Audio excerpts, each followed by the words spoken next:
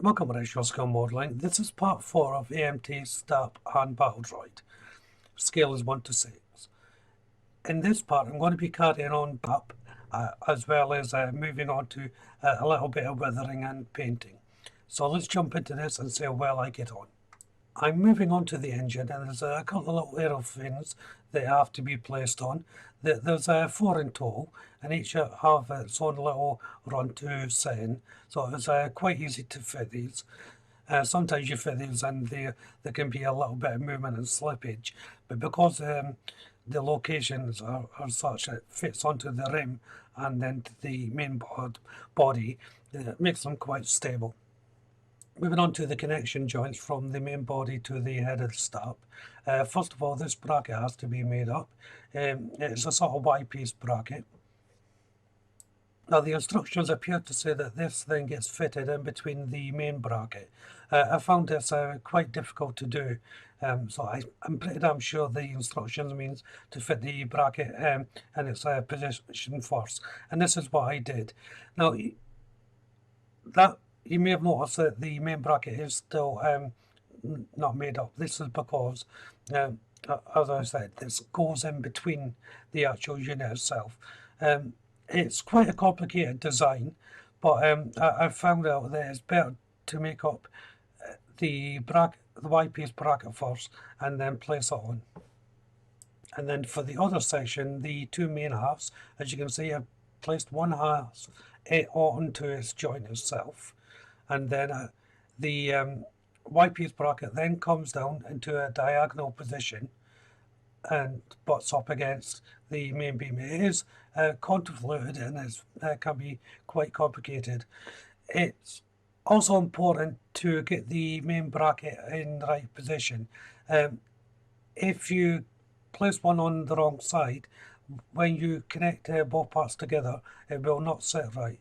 There is a little ratchet part to it on the inside that will hold it together, but it's very important that you're able to get this in the proper position before you cement everything in place. And only once I'm happy with the position I can then fit the other side of the main bracket.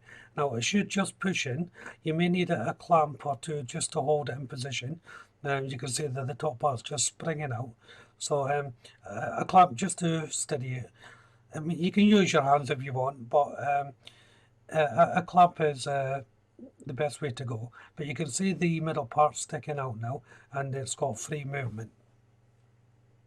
Once that's dried, the little location point here and here goes inside the actual kit itself. So I'm just pointing out the location points for these. Again, it can be quite complicated. You really can't build this the main half up before you place it in. This must go in this way, or you will not be able to fit it. And again, be careful of the placement of the cement, because you really need this to be free moving. Once it's on, I found it helpful just for it to be held by a couple of clips, just so it didn't slip out. It is quite precarious and it can move quite a lot when trying to fit it. And then once it was stable enough to marry up the 2 halves, the top half went in really nicely. The location points on it are nice and square, so it was just a matter of pushing it on. You may have to take your bracket off, just like I did, just to make sure everything is lined up.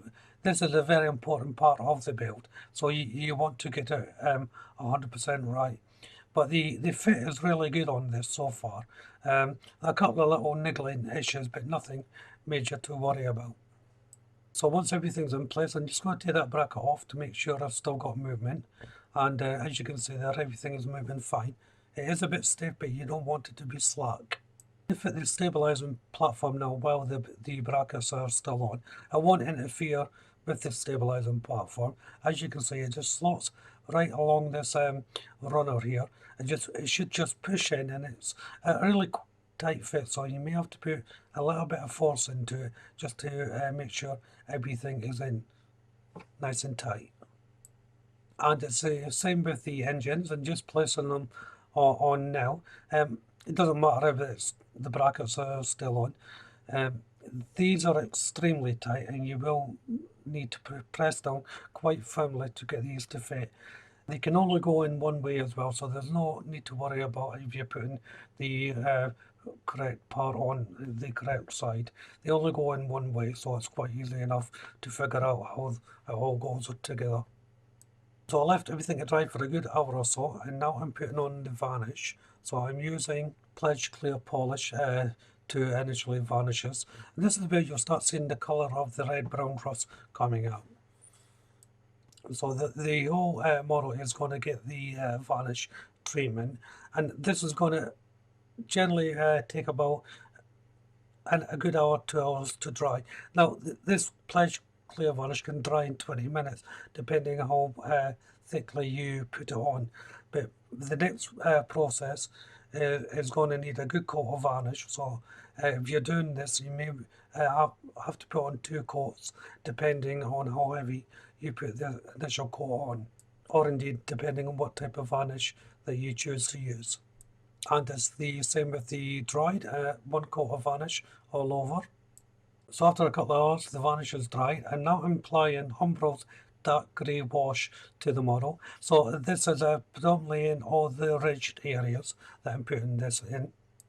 And then once it's dried, I'm taking a cotton bud and using a little bit of thinner to take off any excess.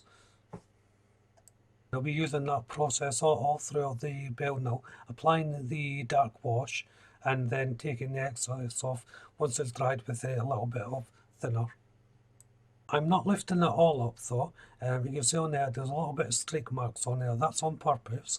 That's just part of the weathering process. Now onto the arms, and I'm using AMT's Yellow Bone oil brush paint. So this is why I need a nice coat of varnish, because I'm putting an oil-based paint on now. These AMT paints are very good for blending in colours and weathering. You don't need a lot, just tiny little dots I'm placing on. Then I'll take a brush, dip it in some thinner, and then just paint on the desired amount. And all I'm doing here is highlighting certain areas on the arm. And I'm doing the same for the legs as well, in the same process. Now I'm using Revol Aquacolor 90 Silver, and I'm just lightly highlighting rough raised areas with the silver paint to give the sort of use metal look, so then the metal is just coming through chip paint and so on. You can add as much or as little as you want here. It all comes down to personal choice, and if it goes wrong you can always paint over it. And then it's back to the Umbro dark grey wash to highlight the panels on the Stap. And as you can see, I'm generally putting this on wherever there's a joining of the panels. And then once more I'm just removing any excess paint. And then I'm switching over to AMT's red primer oil brusher, and it's the same again. I'm just making marks on the hull, then dragging the pigment over on across the actual main unit and just blending it in as I go along. So now it's time to fit the legs. So first of all, these just get placed in on the feet plate. Yeah, add a good bit of cement here, because these are going to go under quite a lot of pressure, I found. So you want to make sure they're completely secure before you move on. Next is to attach the arms to the handlebars. So just a little cement in the inside of the hands and then place them on. Now my hands are going to get in the way here quite a lot, but they're just held on with a couple of clamps. But hopefully you can make out the actual arm. So recording angles get quite difficult here, but now it's time to fit the main body on. So I'm connecting it to the legs first of all, and these just get pushed on into the location points so they can move. This is where the split pin comes in handy from the beginning of the process. They just push right on and click into position. And it's the same with the arms. Now these are at an acute angle, so make sure everything's fully dried before you go on to the next process. It will take a while to do, but that's the only way to do it. And once everything's on secure, I just check for positioning before moving on to the base.